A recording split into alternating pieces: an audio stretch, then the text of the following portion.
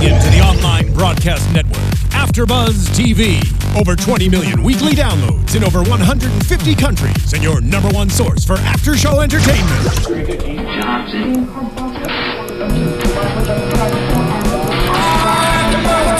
AFTERBUZZ TV, the destination for TV superfans. Producing aftershows for over 300 of your favorite TV shows. Interviewing celebrities and showrunners. And bringing you behind-the-scenes exclusives. All thanks to E! Entertainment's Maria Menounos, producer Kevin Undergaro, and internet leader Akamai. Now, let the buzz begin! Hello, and welcome to another edition of The Concert Experience, where we talk to someone in the music field and we spotlight them and their career. I'm your host, James Lott Jr. You can follow me on Twitter at BlackHopeLA, and that's BLAKHOPELA. And also you can follow me on Facebook at James Lott Jr. too, and which I'll be having pictures from this episode and the links to the episode. And I'm very excited to have my guest because I love music. Music is one of my favorite things in the whole world. It's saved my life time and time again. I love doing music, listening to music, playing music. And my guest today is a world-renowned DJ you're Danish. Denmark. So from Denmark, I'm going to blink all of a sudden. From Denmark. He's here in the States, and he actually has 2 singles out right now. One, this song with Oscar nominee Juliette Lewis is so good. I love the song. Thank you so much. And he has a remix of Adele's Hello also. DJ Morten. Hi, how are you? Hi, welcome. Thank you so much for having me. And you said that you really love music. It seems like you love a lot of things. I got the biggest hug when I got in here. Yes, I love life. I love life. Yeah, that's good for you. Thank you. Yeah. I learned. I like to enjoy things. Thanks for saying that. Yeah. Your song is so good. Thank you. Thank you so much. It's the kind of music that as you say, I have a voice. I like to kind of do spoken word-esque stuff over a beat. Yes. And the Juliette Lewis song, we're going to play snippets of the songs shortly. It's just, because also people don't know that she's also a singer. She was in a group called Juliette and the Licks and all this stuff. Exactly, yeah. So how'd you guys cook up? Yeah, well, thanks to my manager. He set it up a few years ago. It's actually been a long way working on this track, like 4.5 years ago. Oh, wow. I got her in the studio here in EMI Studios out in Santa Monica. Okay. And we did the track, and I worked on it a few years, and I met up with Karmafields, who's the other producer on the track, and we finished the track together, and out came Stick Up. Yeah, and it's just her voice, everything is so good. Because Juliette Lewis, she sounds great. She's acting right now. And speaking of, you know. But the thing, well, first of all, I've always been a big fan of Juliette Lewis. I think she's amazing. She's one of the best actress I ever seen, and in the studio she was going at it. She was pulling her hair, she was screaming, she was performing on the song, which was really unique. It was not singing, it was not writing in that way. It was just her imagining herself, in a part, in a role, and it was really cool to be a part of. So she acted it out. She did. Basically. She acted like she went at it. Wow. She was screaming about how she figured out a music video and with animal heads, and she was at it. It was really cool.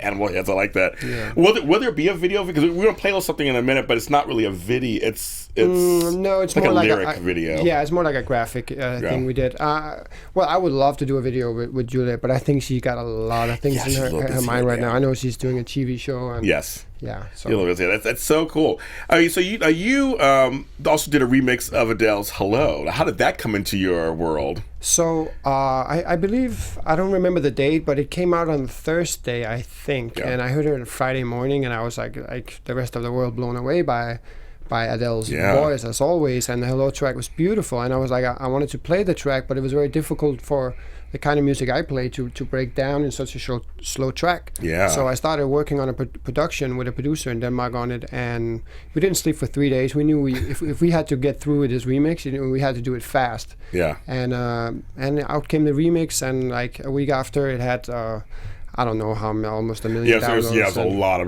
downloads. Yeah, now Billboard just called it top 5 best remixes of Hello. So that was really cool. good. No, it's really good. Thank you so much. So let's do a snippet of the Stick Up song with Karmafields and Juliette Lewis. Let's start out with that one. They had no time for me. Their eyes were all looking down at their numbers, and I said, stick 'em up.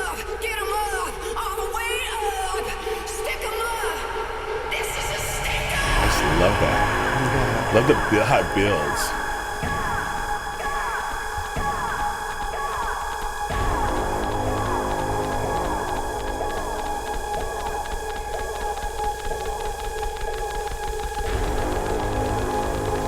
It's like the type of song I kind of want to do, like something just like Yeah, I opened some festivals with this track, and it was crazy. It's just such a good song. There you go. So that's Stick Up. That's one of the singles he has released recently on the 30th of November, correct? Yes. And that's out, and it's just Monster Cat. When I was doing research on it, I was like, I got to hear the song, of course. And I haven't stopped playing it. Oh, wow. Thank you. And I'm dead serious. I have not stopped playing it. It's so good. Thank you so much. So now, we'll play the other Adele song a little later, of course. You're going to do that a little later. I want to talk to you more about dance music. I was telling you before we came on that I had a small time DJ career back in the early 90s. You probably weren't even born yet. And I was all about house music back then, which I love. Yeah. And so for you, I found for me, when I started doing it, DJing is more than just playing song after song, isn't it? Well, it depends on, I mean, nowadays there's so many different aspects on DJing. I started as a DJ when I was 13, way before I started producing. And you said that house music was around here like in the 90s. I feel like, house music probably started around Chicago, Detroit area, in the garages like that. Yes. It came to Europe and it was like it got on steroids.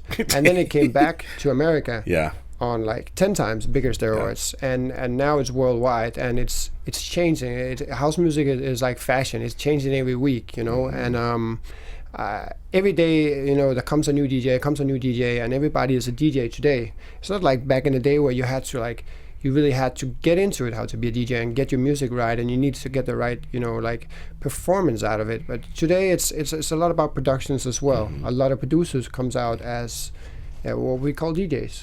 You're right. Back in the day, because I remember disco, so I'm back from back then.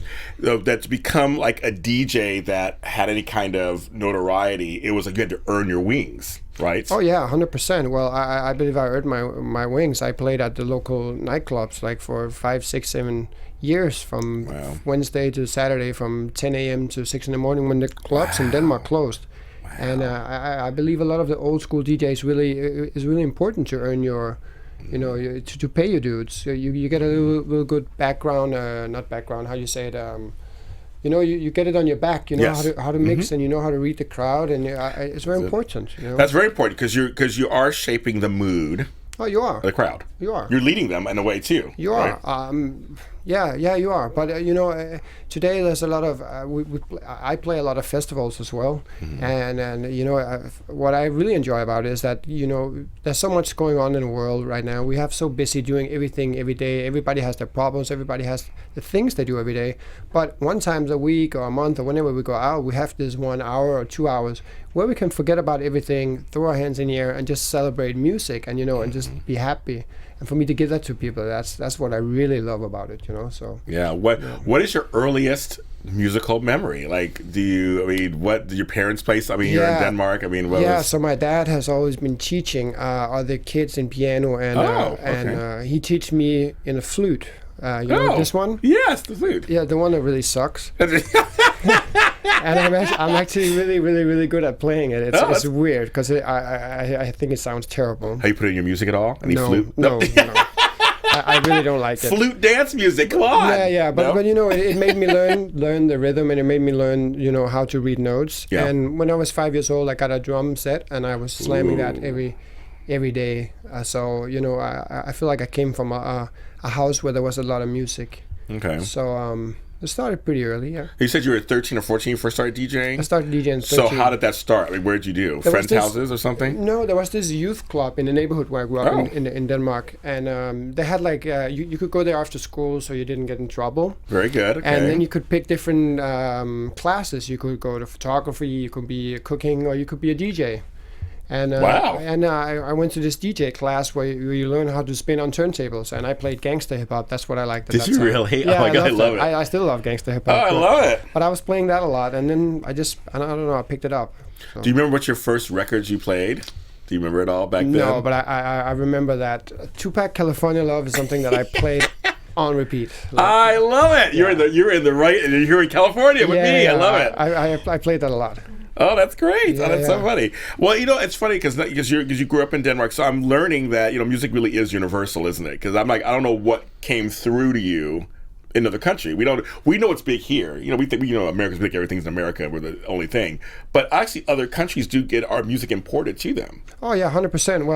Well, of course, America think that it is the capital of the world, but that's not just America. That's every country. Yeah, every country think that they're the capital of the world. But music is definitely of the internet growing is getting way more internationally than it was just 10, 15 years ago. Yeah. Now you can download a track and you have it after, if you have a fast connection, you got it in 20 seconds. Isn't that crazy? Yeah, it's awesome. And that's awesome. Great. That's totally great. Yeah. Because you're doing Gangster Hangout, what does dance music mean to you then? What does it mean to you? For me, there's a lot of attitude in it, and that's what I feel with gangster hip hop as well. Like I really like the attitude in the house music, and I like the movement, and I like the uplifting feeling with it. That's what I like. I mean, it moves me. If I hear a good track, I can't sit still. I need to move. I used to love Steve Silk Hurley and Frankie Knuckles, may rest in peace, and all these people who just were so. I don't know if you heard of Larry LeVay and all these people back in the day, Paradise Garage, all this stuff that was back then, which was Chicago, of course. I mean, yeah, it was very kind of almost like church, like going to church. Yeah, it was. Well, I think it was more. How do you say it? People, it was very like in Ibiza, you were very at the DJ, going at the DJ. Yeah. Where today, I feel like people are dancing a little bit more together, but still house music is a lot. The DJ is control and the crowd is responding. How would you describe in general, because you do different things, your music style? I mean, if people were to say, this is DJ Morten, what would you kind of? Well, it's actually a little bit schizophrenic. Oh, okay. The production I've done has been a little bit all over the place. Okay. But when I DJ, I feel like I play a lot uplifting and bouncy and hard, and I break down and play some hip hop tracks during my set. I like to get all over the place. I don't have like a certain path. I'm not so well prepared before I go into a show. Oh, really? I know where I want to go. Okay. I prepare with new music and edits, but I don't know exactly I'm going to play that. I freestyle everything, so I kind of take it by the go. How do you incorporate? Like if you're playing hits, of course, you're playing songs that are familiar. How do you push in something new? Oh, that's very easy. I mean, I don't have to play a new track to show that I play a new track. I'll play a new track if I like the new track. And you say, of course, I play hits. If there's a massive hit, I would make an edit of it. I wouldn't play it as everybody else would play it. Okay. Yeah, I feel like if I play out maybe 80% of the tracks I'm playing are edits. I do. So it has my own signature on the track. But yeah, I mean, like break a new music if the record is hot, I'll play it. It's not like back in the day where you played and you have to be afraid of empty out the floor. Right. It doesn't work as much anymore. People are just dancing, I guess. They just want to hear music. I do want to hear a type of music, I guess. But I also feel like it really worked well for me. If I play a track that can be a little bit like you're not quite sure how the crowd will react to it, then I feel like my appearance, I can really make people see that this is a hot track, and I will really be digging the track, and I can feel that it will transmit to the crowd, and they will listen and be like, oh, this is hot. So, but of course, sometimes you play a new track that maybe doesn't work that much, but that's part of it. That's part of it. I think that one. When did you realize that DJing could be? Because you're a producer too, but on the DJing side, when did you realize you could make money, a career out of it? I always DJed for fun, and I would probably still pay to play. I love DJing. It's the best thing I know. So it was never about the business. I know it's probably pretty common to say I'm about the music. I'm not about making money. But of course, we all want to make some money. Right, of course. But it was always just being. The best thing I know is to sit next to someone and play him tracks. If you came to my house, I would sit with you for a week and just listen to this track. It's sick. Have you heard this? And blah blah. That's the best thing I know. It's your love of music that comes first. Yeah, I love presenting music to people and make people understand the music how I hear it. Ooh, I like that. So when you're in the zone, how does it feel? Like, what is it? I mean, I always wonder how when DJs, when they get in that zone, when they play, a good 4 or 5 songs in a row, the crowd's responding, you feel like you're on fire. How does that feel? I've tried so many times that I have to get pulled down from stage. Like, I can't stop. And then you just, I mean, often I go on stage and I'm like, I don't want to drink. I just want to, I got a early flight tomorrow and another show. And then I see myself after 35 minutes, I'm drinking from the bottle and I'm like, I don't want to go. Like, I can't stop because this is hot. I love it. Yes. Now, where's the most exotic location you have DJ'd?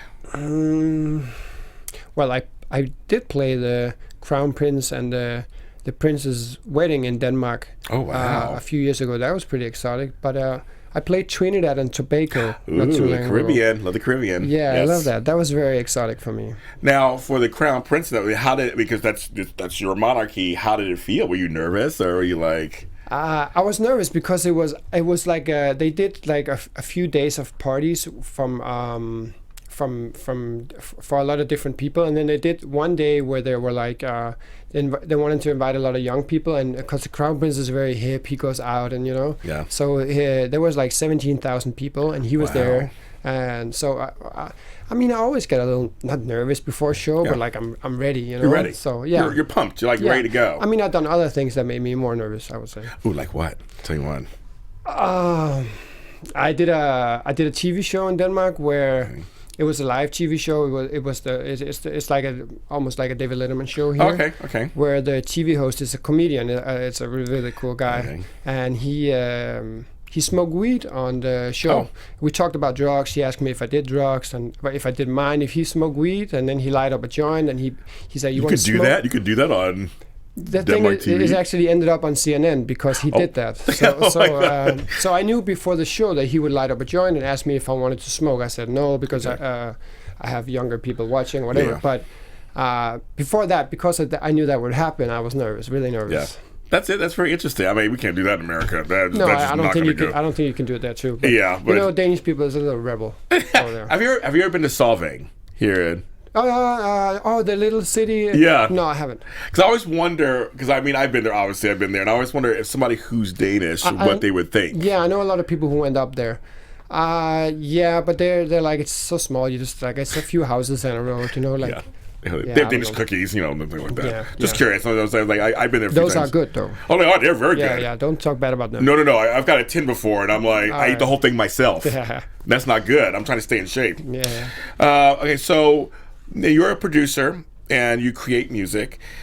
What does it feel like when the mix is starting to come together? Like you're working on it, and then you start seeing the pieces. Can you talk me a little bit through that? Yeah, first of all, me producing, I always work with very, very talented producers. I like to bring in different producers and work with them.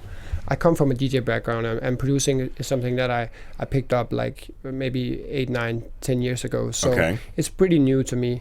But I like sessions in studio where you start building up a track and you get in the vibe and it start getting somewhere, and then you're like, this is fun, this is cool, you can't stop dancing. But very often a track, when I work on tracks with producers, it's like it feels like you complete the track, maybe not completed, but you do like a scratch of the track. It's maybe it takes a day or a few hours, and it's 75% done, and then you complete the track over the next few months, and the last 25% maybe takes, I don't know, a half a year to finish it. But you know where the track is, you know where it's going, and then there's the process afterwards in completing it. So now, for example, for a remix, we'll start with that, like with Adele's. Let's play Adele's "Hello." Let's do a little snippet of that, and then we're going to talk about the mechanics of that. Let's do that.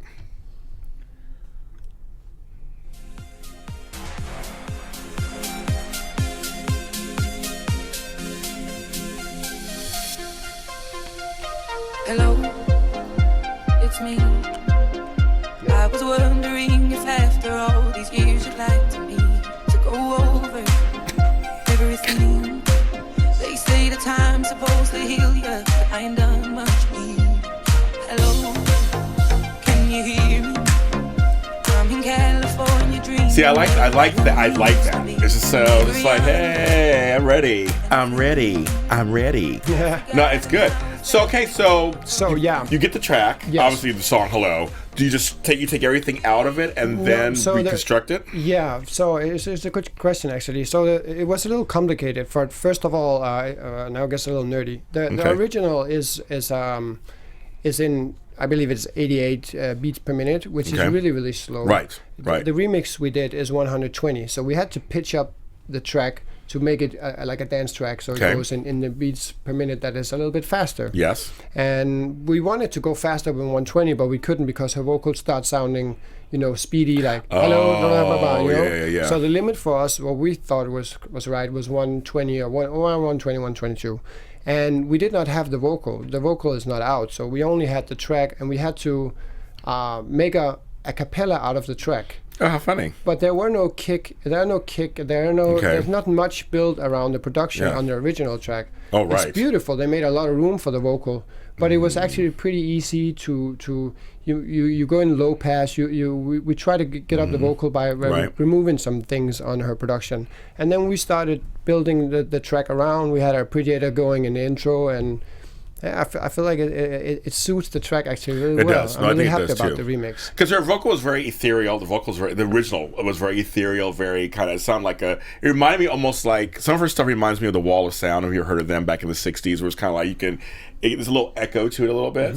You kept that in the track actually. I feel like that's still in there. Yeah, we couldn't remove it. Yeah. We could not remove. I mean, if you listen to the remix, you can still hear the production is behind it. Yes. But I think the chords are beautiful, so we didn't mind that they were laying there. It just gave a lot of a warm and a lot of I don't know how to express myself. No, so far you're doing fine. No, it's good. You kept the integrity of the original, but you added. I think so. Yeah. I don't think it would suit the track to go too hard on a remix. I mean, like for me, this was the right direction. So. Why I liked it was because you're right. Some people, I'm not naming any names or any DJs, but they will completely really go really hard, and you're right, the vocal sounds like chipmunks. Yeah, because I mean sometimes it works sometimes, obviously. Yeah, I could have gone harder too, but I didn't feel like it suited it for this track. It's sometimes also people make a loop out of the vocal and they make it hard like that and it sounds amazing, or chop. This just suited it for what we did. This feels like something you play on a Sunday afternoon in the background, like you're playing in the background. Some people are kind of dancing around, some people are eating and drinking. Like I feel like that's how you play that. Yeah, but also like I play it out obviously a lot, and I can play pretty hard sets. I played in Peru 2 weeks ago, and in Lima, and there were it was a festival with I think 5,000 people. I played really, really hard, and then I dropped down in this remix, and it was just beautiful. It was a night outdoor venue, and ooh, wow. And then you get this uplifting feeling from it. So I think it's good. Yeah, no, I think it's great. I mean, I really think it's great. Have you ever had a bad set? Of course. So how do you recover from that? Because some people out there who are maybe aspiring DJs are like, I bombed last night, or it just wasn't as good. How do you come out of that? No, it's luckily you'll get another chance. But yeah, I played where I was like, whoa, I went too hard, or I went too underground, or too underground. Funny. Yeah, like where you feel like you need to educate people a little bit, and afterward you're like, maybe I shouldn't educate that much because they just out to have a good time. They don't care about new music here. They just want to celebrate and have fun. I think it's art that you have to combine these two things, give people a good experience, but also educate them a little bit and take them in a direction you think is cool. Put your fingerprint on it. But of course I had bad nights. We all have that in whatever we do. Yeah, right? Exactly. Yeah. I have an episode of a show I did. I don't remember how I did it.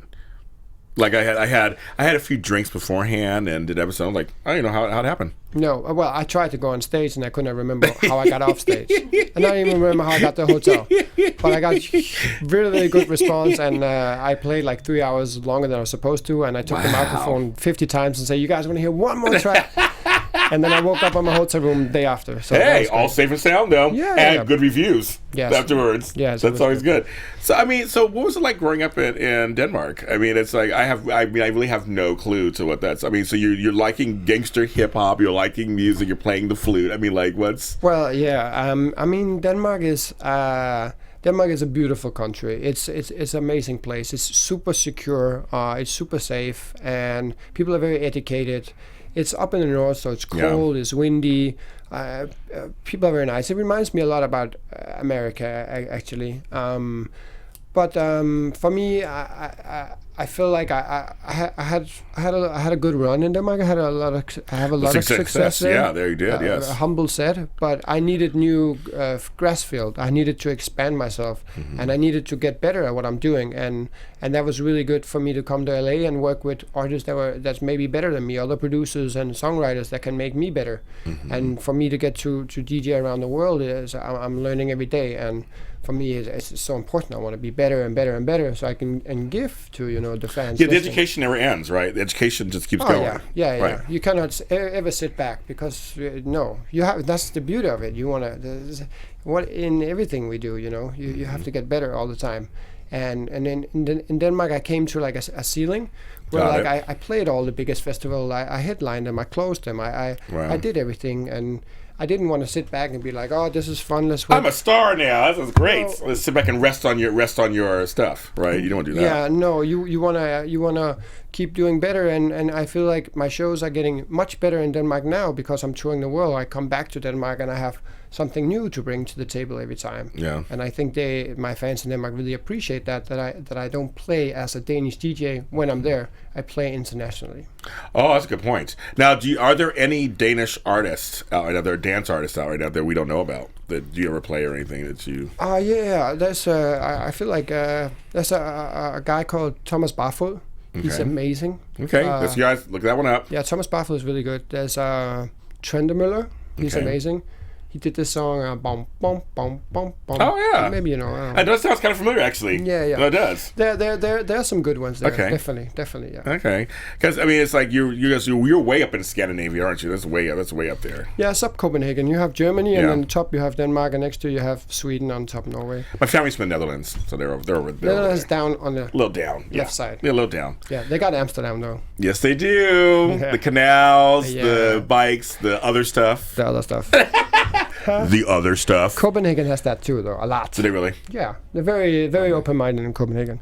My grandfather, who's Dutch, used to always say, "It ain't much if it ain't Dutch." He used to always say it all the time. Yeah. So I was like, so it must be saying it ain't Danish. It must come some saying there too. Yeah. True. Very true. Do you have any dream collaborators that you like? Because always on this show, on my shows, I do like to let people say things out to the universe out loud. Is there anybody you would love to kind of work with that could possibly, could happen? I mean, it would be sick to work with Madonna. Wow. Yeah. I think that would be great. To watch her process too, how she works. Yeah, but I mean, just Madonna is just amazing, Big fan. I don't know. There's so many of them. There's so many. He's ready to work. He's ready to work with everybody. Yeah, I'm ready to work with everybody. He's ready to work. But JC, I would love to work with JC. If he calls me, I will definitely make him a sick beat. Really? Would you really? That's good. I'm JC? sure. Yeah. Yeah. You would. That'd be good. I'm trying to think. He hasn't really done anything. He's done a few dancey kind of tracks. No.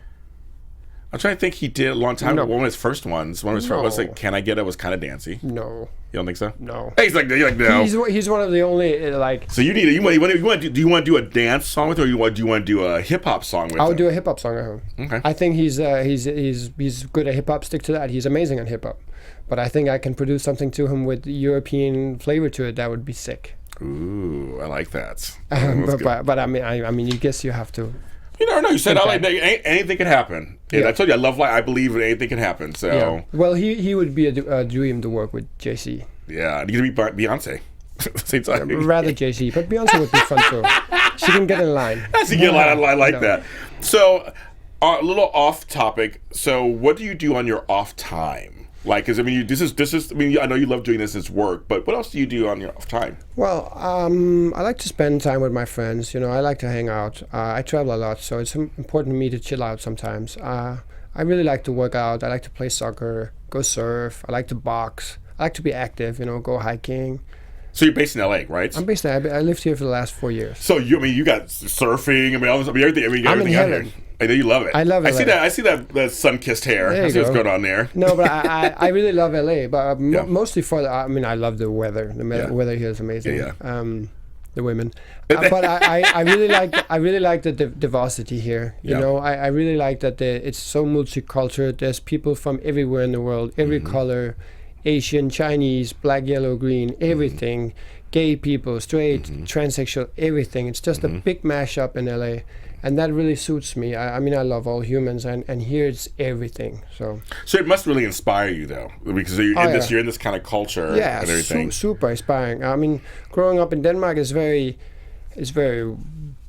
yes. white. Is that the word? Yes, that's the word. It's super white. You know, I always hanged out with a lot of foreigners there from Arab countries. Oh, okay, and, yeah. A lot of Persians. Yes. But we have them here too, of course. Yes, of course. and I love the diversity, but I never met any Mexicans. Funny. I never really met any Asians that grew up in Asia. Oh, wow. I basically never met any South Americans. So it's really been nice to be in LA and meet so many different people. I love that. Do you have a go-to restaurant you like to go to when you're here in LA? You're like, I have a taste for, and this is one place you like to go to. I really like Aarhus. Is it called Aarhus? I'm pretty sure it's called Aarhus. It's in downtown on First and Hope. It's a vegetarian restaurant. I really don't like vegetarian restaurants that much, but this one is bomb. Okay. Yeah. First and Hope, to check that out. First and Hope. I love downtown LA. I think Nice Guy in West Hollywood is really good too. Yeah. It's good. Oh, those are some good ones. Every once in a while, there's vegetarian restaurants that actually have some good stuff that, you know, if you're not vegetarian, you could eat it. No, but I think the food in LA is the best food in the world. Oh, how funny. I do. Everywhere you've traveled so far, LA has. Yeah, I mean, I haven't been in Thailand. Everybody says Thai food is the best over there. I've heard that too. But here, but just the Mexican food here is unreal. I know, it's like crazy. I had some last night. I had a giant wet burrito. Carnitas. Have you tried pinches on Sunset? Yes, of course. Yes. That's all good. That's all. I know. I've eaten my way through Los Angeles. Yeah. And trust me, I've been through here. So what keeps you grounded? How do you stay grounded? You seem like a really grounded person. I can feel it. I think my mom. If I get too cocky, she will kick my butt. I think so. Tell you all about yourself. Yes. No, but I don't see there's no reason not to be grounded. You know, we're all humans, and we're all here to have to work and have a good time. You know, like I don't know why I shouldn't be grounded. How often do you see your family? Do you get a chance to see them in Denmark? Yeah, when I'm back in Denmark, play a show, I see them. I'm back once every 2 to 6 months. So now with your song, going back to your music, with your songs, so you write songs too, correct? Or do you write original songs? Words? Yeah, words and stuff. I don't. It's all melodies, music, mixing, production. Yeah, I'm not a songwriter. Okay, so you do some production. Yes. So when you do production, I mean, how did you learn the whole production boards? And do you have mentors who taught you kind of? Well, I'm blessed to work with really good producers, and they're really good at it. I know what sound I want, and I know how I want it to sound, and I get them to get the sound out that I want. So melodies come in your head? No. Sometimes, or how does that work? It's more that, you know, we play around, we try stuff, and then it ends up, and maybe I'm just good at saying stop right there. Yeah. That is hot. Right. Don't move. Right. Like let's go from there, you know. So I mean, producing nowadays is on a computer, you know. In my case, and it's an unlimited learning process. You can keep going, and there's almost a new plugin coming out for every day, a new thing to learn. You know, I think it's very important to focus on what you're good at. And I know what I'm good at when I'm with a producer in the studio, and he better know what he's good at too, you know. But it's good not to do too many different things. Just focus on I know what's hot. You know, I listen to so much music every day, and I'm out there. I know what's working. Let's do this. Make this with me, you know? So the collaboration process obviously is highly important. The engineer, the sound, the other producers, it's very important. Well, a lot of producers produce a track in a basement all alone. Yeah, I don't really. They don't even play the track to anybody until it's done, and they're like, this is the finished track. Right. I don't work like that at all. I need to be with someone. I need to spare. I need to send it to him. I need my manager to hear it. I need to talk with people about the track, get the inputs that I know worked for me, and that's how we complete a track. Mm-hmm. Now, you have a new song coming out, correct? I do, on January 15. Okay. On Pyramid, Avicii and Ash's label. It's called Beautiful Heartbeat. Okay, and so when it comes out, I will post it on all my stuff, you guys. You can hear it. I definitely will. I will definitely do that. That release is a very important. Actually, I got tattooed last night, and I got Let's see. Beautiful Heartbeat tattooed up. Well, up there it is. here. Beautiful heartbeat. Aww. For me, that track means a lot to me. I believe it's my biggest release by far until now. I'm super excited about this release. And what makes it different for you? We would start working on it 4 years ago, and it's one of the most beautiful songs I've heard in my life. Wow. The lyric is just, it blows me away. It's really, really, really beautiful. And the vocalist obviously is... Yes, it's a girl from Sweden called Frida, and she just, I don't know what she did, but she did something really beautiful. Very otherworldly, probably. Yeah, well, it's just an amazing track. I can't wait for people to hear it. I've been sneak peek playing it a little bit on my Snapchat. Oh yeah, okay. I have to follow you on Snapchat. We're gonna see what's going on. Yeah, boom boom breezy. Okay, and, I will make sure I follow you on Snapchat. See what's going on there. And the response I got on it lately has just I always play music on my Snapchat before I release it and get reaction from people, but I haven't tried anything like this. Okay. Like the comments, the feedback I get on it is just unreal. So it's exciting. I'm excited. So it's coming out in January, you said? January 15th. 15th, okay. I will make sure we keep an eye on that because I'm following you on stuff. So if you want to follow him on everything and you can hear it also. But I will definitely get it out there and hear it. All right. Sounds exciting. You built it up, so I'm so excited. I would be very humble about a track. I'm very humble about this track, but I'm so in love with it myself. I love the track. I can hear it on repeat every day. So I can't wait for it for people to hear the track and be just excited about it that I am, hopefully. So what advice would you give to aspiring DJs now that are coming up that maybe you've been told or you've learned along in your journey? Because you've had both sides. You've had the big fame in your home country. Now you're in America. Yeah. How would you tell people? Well, first of all, I've been blessed to have really, really good people working around me. My manager, Nima, has moved mountains for me. It's really important to have people around you that believes in you. But hard work and dedication and then patient. You really gotta be patient. And as a DJ, I really think you gotta, as we talked about before, you gotta pay your dues. You really gotta practice. You gotta stand home in your house, apartment, whatever, where you live. If you're in jail, do that. And you gotta practice. You gotta practice. You really gotta practice. It's not something that comes in a second. And you gotta practice on how is it to be on stage, because today it's so important. When we stand in a crowd in front of this summer I played 55,000 people. Wow. And your face are on so big screens that everyone can see every expression you do. Oh yeah. You really got to be prepared. You got to give the best to people, and that's not something that comes overnight. You gotta work. You really gotta learn. And what do you say to your fans out there who've supported you all this whole time? Well, I hope they know. I really appreciate them. They're awesome. They're the reason why I keep going. Only because of them. But I think they know. Yeah. Yeah, I really appreciate them. I always feel like, I say we're all one big village.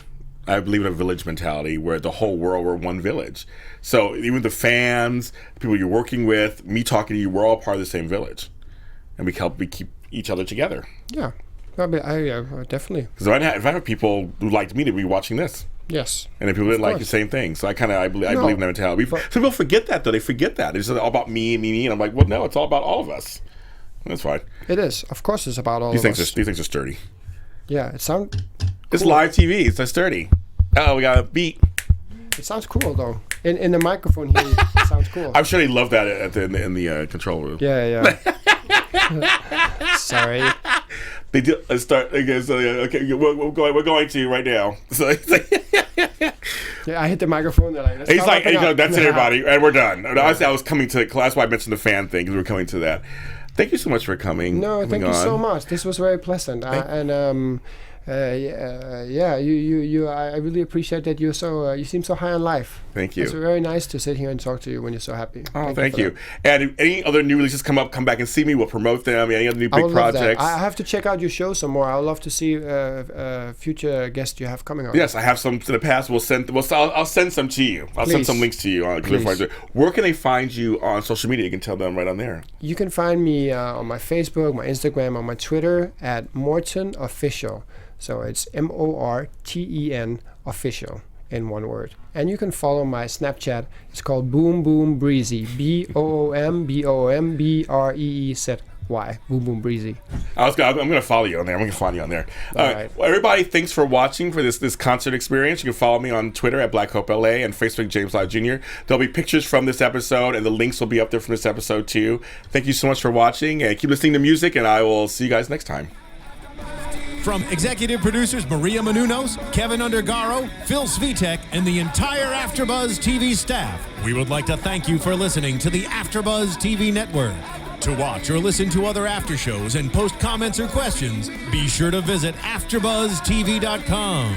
I'm Sir Richard Wentworth, and this has been a presentation of AfterBuzz TV. The views expressed herein are those of the hosts only and do not necessarily reflect the views of AfterBuzz TV or its owners or principals.